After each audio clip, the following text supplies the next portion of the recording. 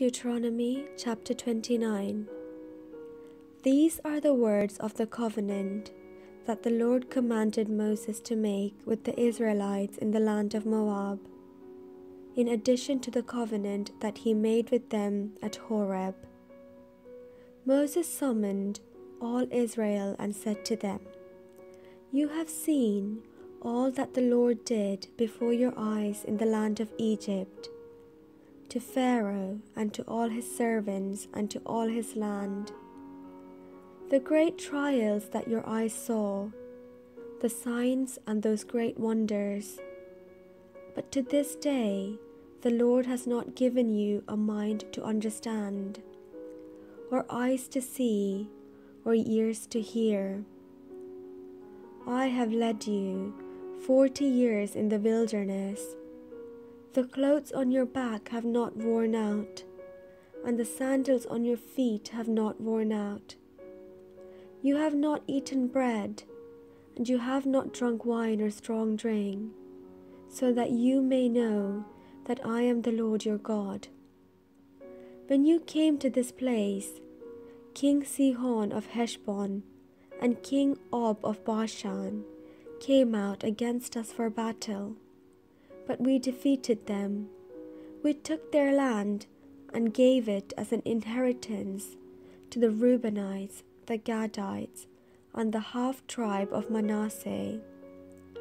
Therefore, diligently observe the words of this covenant, in order that you may succeed in everything that you do.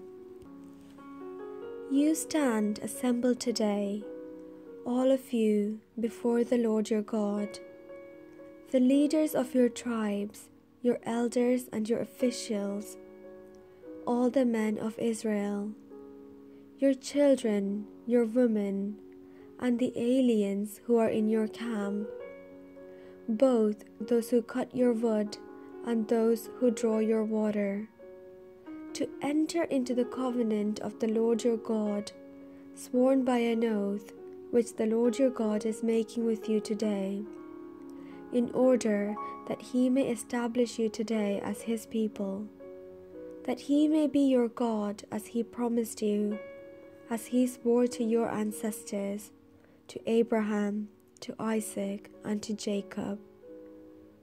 I am making this covenant, sworn by an oath, not only with you who stand here with us today before the Lord our God, but also with those who are not here with us today.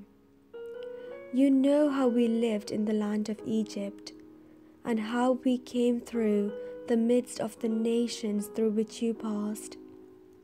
You have seen their detestable things, the filthy idols of wood and stone, of silver and gold that were among them. It may be that there is among you a man or woman, or a family or tribe, whose heart is already turning away from the Lord our God to serve the gods of those nations.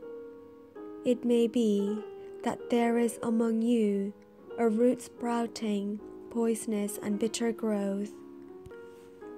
All who hear the words of this oath and bless themselves, thinking in their hearts, "We are safe, even though we go on our own stubborn ways," thus bringing disaster on moist and dry alike, the Lord will be unwilling to pardon them. For the Lord's anger and passion will smoke against them. All the curses written in this book will descend on them, and the Lord will blot out their names from under heaven. The Lord will single them out from all the tribes of Israel for calamity, in accordance with all the curses of the covenant written in this book of the law. The next generation, your children who rise up after you, as well as the foreigner who comes from a distant country, will see the devastation of that land and the afflictions with which the Lord has afflicted it. All its soil burned out by sulfur and salt, nothing planted, nothing sprouting, unable to support vegetation like the destruction of Sodom and Gomorrah, Admah and Zeboim, which the Lord destroyed in his fierce anger. They, and indeed all the nations, will wonder, why has the Lord done thus to this land? What caused this great display of anger? They will conclude, it is because they abandoned the covenant of the Lord, the God of their ancestors, which he made with them when he brought them out of the land of Egypt. They turned and served other gods, worshipping them, gods whom they had not known, and whom he had not allotted to them. So the anger of the Lord was kindled against that land, bringing on it every curse written in this book. The Lord uprooted them from their land in anger, fury, and great wrath, and cast them into another land, as is now the case.